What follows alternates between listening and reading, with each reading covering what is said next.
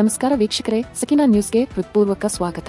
ಇಂದಿನ ಪ್ರಮುಖ ಸುದ್ದಿಗಳಿಗೆ ನಿಮ್ಮನ್ನು ಸ್ವಾಗತಿಸುತ್ತಿದ್ದೇವೆ. ರಾಜ್ಯ, ದೇಶ ಹಾಗೂ ವಿಶ್ವದ ತಾಜಾ ಸುದ್ದಿಗಳನ್ನು ಪಡೆಯಲು ಸಾಕಿನ ನ್ಯೂಸ್ ಅನ್ನು ಫಾಲೋ ಮಾಡಿ. ಇವತ್ತು ನಾವಿಲ್ಲಿ ಸೇರಿರೋ ಉದ್ದೇಶ ಏನು ಅಂತ ಹೇಳಿದ್ರೆ, ನಾಳೆ ದಿನ ಬೆಳಿಗ್ಗೆ ಅಂದರೆ ನಾಳೆ ಸೋಮವಾರ ಬೆಳಿಗ್ಗೆ 10:30 ಸರಿಯಾಗಿ ಶಿವಮೊಗ್ಗ ನಗರದ ಅಮೀರ್ ಅಹಮದ್ ವೃತ್ತದಲ್ಲಿ ಒಂದು ಪ್ರತಿಭಟನೆಯನ್ನು ಶಿವಮೊಗ್ಗ ಮುಸ್ಲಿಂ ಹಕ್ಕುಗಳ ವೇದಿಕೆ ವತಿಯಿಂದ ಆಯೋಜನೆ ಮಾಡಿದ್ದೇವೆ.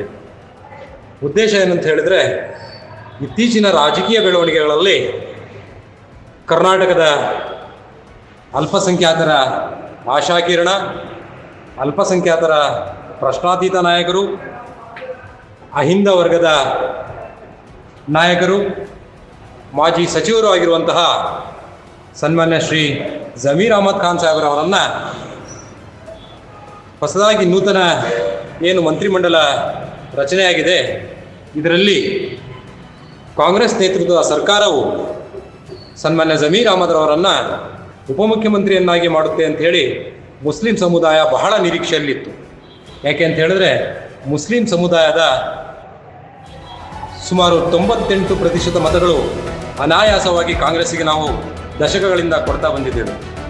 ನಮ್ಮ ಸಮಾಜದ ಪ್ರಶ್ನಾತೀತ ನಾಯಕರಾಗಿರುವಂತಹ ಜಮೀರ್ ಅಹಮದ್ ಖಾನ್ ರವರು ಕೇವಲ ಕರ್ನಾಟಕದಲ್ಲದೆ ದೇಶದ ಇತರ ರಾಜ್ಯಗಳಲ್ಲೂ ಕೂಡ ತನ್ನದೇ ಆದ ಅಪಾರ ಅಭಿಮಾನಿ ಬಳಗವನ್ನು ಹೊಂದಿದ್ದಾರೆ.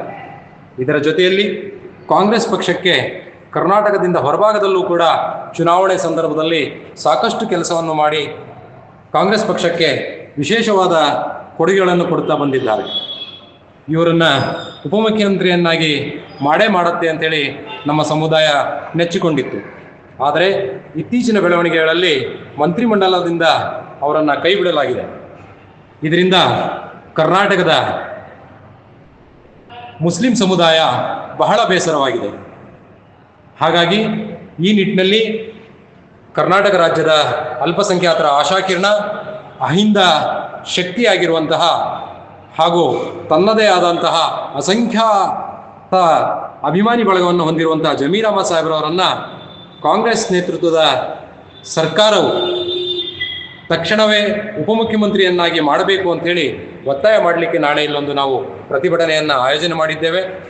ಶಿವಮೊಗ್ಗ ನಗರದ ಹಾಗೂ ಶಿವಮೊಗ್ಗದ ಆಸುಪಾಸಿನ ಎಲ್ಲ ಅಲ್ಪಸಂಖ್ಯಾತ ಬಂಧುಗಳು, ಅಹಿಂದ ವರ್ಗದ ಎಲ್ಲ ಮುಖಂಡರುಗಳು, ಕಾರ್ಯಕರ್ತರುಗಳು ಪಕ್ಷಾತೀತವಾಗಿ, ಜಾತ್ಯತೀತವಾಗಿ ಈ ಕಾರ್ಯಕ್ರಮಕ್ಕೆ ಬಂದು ಜಮೀರ್ ಅಹಮದ್ ಅವರ ಪರವಾಗಿ ನಾವೆಲ್ಲ ಇದ್ದೇವೆ ಅಂತೇಳಿ ಸೂಚಿಸಲಿಕ್ಕೆ ನಾಳೆ ನಡೀತಿರುವಂಥ ಪ್ರತಿಭಟನೆಯಲ್ಲಿ ಪಾಲ್ಗೊಂಡು ಜಮೀರ್ ಅಹಮದ್ ಸಾಹೇಬ್ರವರನ್ನು ಕರ್ನಾಟಕ ಸರ್ಕಾರದ ಉಪಮುಖ್ಯಮಂತ್ರಿಗಳು ಮಾಡೋದರಲ್ಲಿ ಕಾಂಗ್ರೆಸ್ ಸರ್ಕಾರದ ಮೇಲೆ ಒತ್ತಡ ಹೇಳಲಿಕ್ಕೆ ತಾವು ಕೂಡ ಎಲ್ಲರೂ ಕೂಡ ಭಾಗವಹಿಸಬೇಕು ಅಂತೇಳಿ ಈ ಮೂಲಕ ಮನವಿ ಮಾಡಿಕೊಳ್ತಾ ಇದ್ದೇವೆ.